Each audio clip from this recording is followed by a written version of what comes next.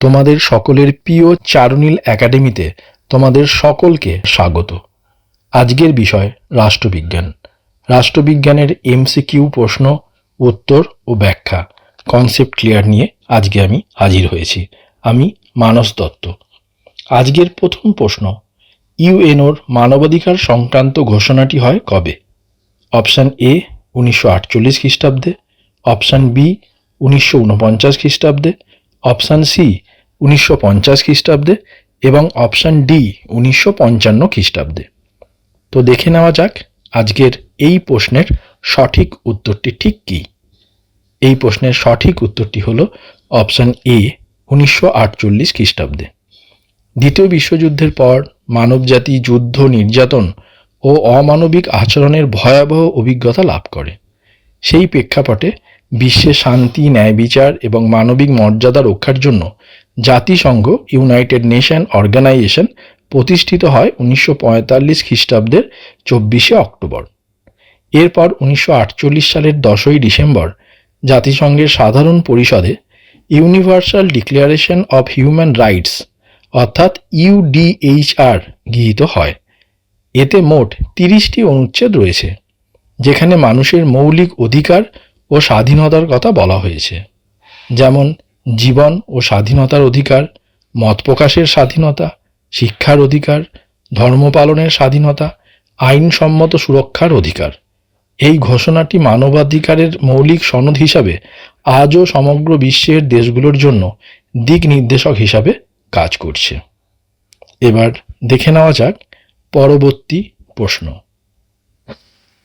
কোন রাষ্ট্রকে জাতিপুঞ্জের পর্যবেক্ষক রাষ্ট্র এর মর্যাদা দেওয়া হয়েছে? Option A Arab, option B Israel, option C মিশর এবং অপশান ডি প্যালেস্টাইন। দেখে নেওয়া যাক এই প্রশ্নের সঠিক উত্তরটি ঠিক কী। এই প্রশ্নের সঠিক উত্তরটি হলো অপশান ডি প্যালেস্টাইন।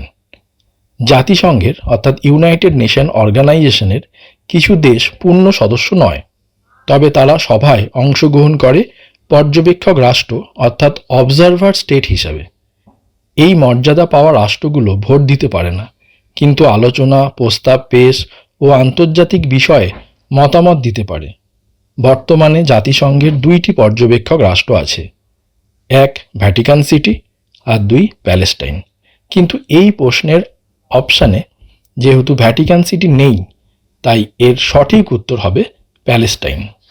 এই প্যালেস্টাইন 2012 সালে জাতিসংঘের সাধারণ পরিষদে ভোটের মাধ্যমে নন মেম্বার অবজারভার স্টেট বা অসদস্য পর্যবেক্ষক রাষ্ট্র হিসাবে স্বীকৃতি দেওয়া হয়। এর মাধ্যমে জাতিসংঘ প্যালেস্টাইনের রাষ্ট্র স্বীকৃতি আংশিকভাবে মেনে নেয়, যদিও প্যালেস্টাইন সম্মিলিত জাতিপুঞ্জের পূর্ণ সদস্যের পদ লাভ করেনি। দেখে নেব আজকের পরবর্তী প্রশ্ন। আজকের পরবর্তী প্রশ্ন হল আটলান্টিক সনদ স্বাক্ষরিত হয় কবে? অপশান এ 1940 খ্রিস্টাব্দে, অপশান বি 1941 খ্রিস্টাব্দে, অপশান সি 1942 খ্রিস্টাব্দে এবং অপশান ডি 1943 খ্রিস্টাব্দে। এই প্রশ্নের সঠিক উত্তরটি হল অপশান বি 1941 খ্রিস্টাব্দে। আটলান্টিক সনদ বা আটলান্টিক চার্টার স্বাক্ষরিত হয় 14ই আগস্ট 1941 সালে।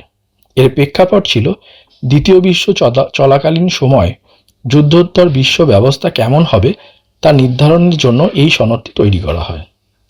এই সনদে উইনস্টন চার্চিল, তৎকালীন ব্রিটেনের প্রধানমন্ত্রী, ফ্র্যাঙ্কলিন ডি রুজভেল্ট, তৎকালীন মার্কিন যুক্তরাষ্ট্রের প্রেসিডেন্ট, তারা আটলান্টিক মহাসাগরে একটি যুদ্ধ জাহাজে, যার নাম ছিল HMS প্রিন্স অফ ওয়েলস এ মিলিত হয়ে এই সনদে স্বাক্ষর করেন। এই সনদের 8টি নীতি ঘোষিত হয়, যার মধ্যে প্রধান কয়েকটি নিয়ে আমরা এখানে তুলে ধরছি। কোনো দেশ অন্য দেশের ভূখণ্ড দখল করবে না। 2 সকল জাতির আত্মনিয়ন্ত্রণের অধিকার থাকবে। 3 আন্তর্জাতিক অর্থনৈতিক সহযোগিতা বাড়ানো হবে। 4 যুদ্ধের পর বিশ্বে শান্তি ও নিরাপত্তা প্রতিষ্ঠা করা হবে। এই সনদের গুরুত্বপূর্ণ যে দিকটি তা হলো এই সনদই পরবর্তীতে জাতিসংঘ অর্থাৎ ইউনাইটেড নেশন অর্গানাইজেশন গঠনের ভিত্তি স্থাপন করে। অর্থাৎ বলা যায় আটলান্টিক সনদ জাতিসংঘের জন্মের পথ তৈরি করেছিল। আজ এ পর্যন্তই। পরবর্তী ভিডিওয় অবশ্যই নজর রেখো।